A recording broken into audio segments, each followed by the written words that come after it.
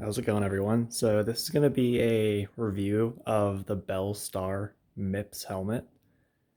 Um, this is a slightly older model, but this still is the same as the MIPS DLX. The only difference is that the DLX helmet actually has a photochromic visor, I think they call it. Basically, it starts out clear, but then when you go out in the sun and the UV light hits it, it turns to this dark smoke color, which is actually pretty convenient. And I'm kind of glad they're including that as a standard feature now, because I mean, it's way easier to just have a two in one rather than, changing this out depending on if you're riding during the night or in this case during the day to the tinted one. But I think I ended up paying I think it was like $60 to get this extra visor, which was kind of pricey. But I mean, I feel like it'd be kind of sketchy to get like an off-brand visor just because I mean this is a Snell approved helmet, and part of their qualifications for that, include a proper visor. Like these are pretty thick, and yeah. So, anyways, okay. So this helmet comes with a nice carrying case. It's nice and soft inside for whenever you want to transport your helmet. Put that aside. Okay. So let's see. What should I start with this? So I bought this helmet because I was looking for a safer option compared to my last one. Some requirements I had, I wanted it to be a Snell helmet. And this one is, if you look at the back here, Snell approved and DOT, and it has MIPS. So yeah, this kind of checked all the marks that I was looking for within a helmet. Some other cool features is that it's actually a blend of fiberglass and carbon fiber to make up the shell of the helmet. And it actually makes it a bit lighter. I mean, overall, this helmet isn't super light, but once you really factor in, how much impact foam they actually put in here and how solidly built it is overall, you can kind of pretty easily look past that, I feel like. So I will say this is definitely one of the more ventilated helmets that I've ever used. Even with the visor down and locked, if you have all of the vents open, and there's four of them, you will be fine during the summer. You get a significant amount of airflow, coming in and, getting vented out to the point where it almost feels like having your visor wide open versus all the way closed doesn't even do that much, which is great. So the four vents include this one right here, which is a chin vent. You can see the four openings. You have one right here, open and closed, and then one right here, closed and open, which allows air to go through here. And then you have an exhaust one right here, which can allow air to come out here. And then you have some more venting back here, which is non-adjustable. So yeah, overall, this is a very versatile helmet because in the summer, super breezy, but you can close all this off to kind of, have more insulating factors, or to make it more insulating during the winter. The cheek pads and the padding in general, honestly, is actually all removable. So if we open up, oh, I will say too, this magnetic chin strap, or magnetic, I guess, extra strap holder thing, is really nice. It's a super strong magnet. So even if you're not super precise, like if you have gloves on, you just kind of put it anywhere near and it attaches really easily.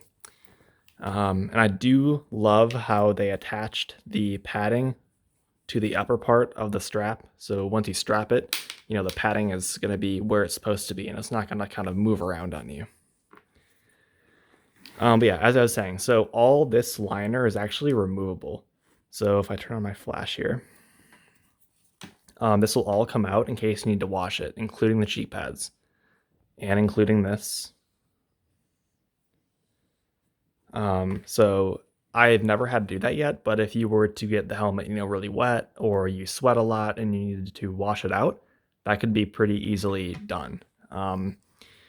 Another good feature is that they have emergency release cheek pads. So if you do get in an accident, unfortunately, and the paramedics have to remove your helmet for whatever reason, they can take these and pull them out, and the helmet can be easily slipped off your head because there's a lot less force, keeping it on once these are out.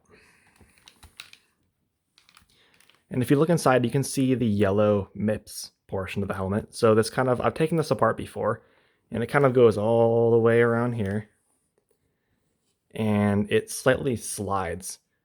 And the theory behind that is if you crash and your helmet suddenly gets jolted to the side, that kind of provides like a slip plane is what they called it. So the helmet can like turn abruptly and your head doesn't do that right away to kind of, create like a buffer. So your brain doesn't, kind of have that torsion factor put against it.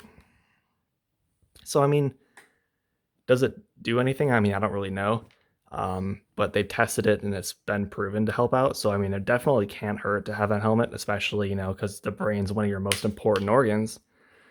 And the helmet's definitely one of the most important pieces of gear that you need. So it definitely can't hurt. And I think it's a great addition to this helmet. Let's see. I do believe this piece is removable too. This little chin windbreaker. Here's the front.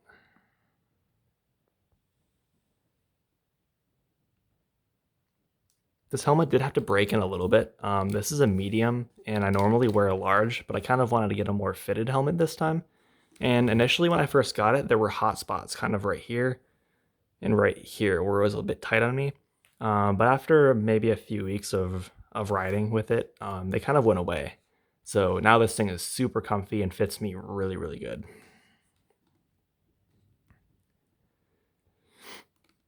I'm not 100% sure on this too, but I was reading somewhere that this helmet, even though they don't really talk about it too much, has 2 or 3 different kinds of foam density in here. It's not like the flex helmets where they have like that red portion that comes out, because they definitely advertise that. But I think even in the base model Star MIPS, they do have dual density at the very minimum, dual density impact foam, which is great. So overall this thing's Snell approved. It has MIPS. It has a good shell construction, being fiberglass, carbon fiber. Yeah, so the safety ratings of this are pretty good, it seems like. And of course, the cheek pads, the emergency release cheek pads. Yeah, so I definitely don't regret this purchase at all. It's a very, very, very good helmet. You can see some of the detail and the sparkles in the paint. So you see very high quality. You have a little spoiler thing right here too, which is plastic. I'm not sure if this comes off. I'm sure it does. It kind of looks like it does, but I've never really messed with that before. But yeah, overall, it's a pretty solid helmet. I've never really ridden with this in the rain at all, so I can't really comment on how well it would keep water out of you or out of your head and face. I'm sure if you closed all the vents and kept the visor snapped all the way shut, you'd be fine. But I can't really make any comments on that. The fogging hasn't been too bad. Occasionally, if it's really cold and you're kind of panting, the inside will get a little bit foggy. You just got to kind of crack that, let a little bit of air in, and then once you're moving again, you can just, close it fully and you'll be fine. Honestly, you don't even have to open it at all. If you have even this vent open and you start moving, it'll kind of clear up pretty quick, which is nice. But yeah, I guess final thoughts. It's pretty comfy. Everything in here you can tell is premium. Nothing really feels cheap. All the materials are super soft, and they actually have like silver or some kind of metal woven into all the fabric in here, which kind of gives it antimicrobial factors, which is great. I believe there actually is space inside of here too. If you look for a Bluetooth headset, you just take this piece off right here, and it leaves a circular opening for a speaker that you can insert right in there, which is nice. You can see some of the impact foam right there.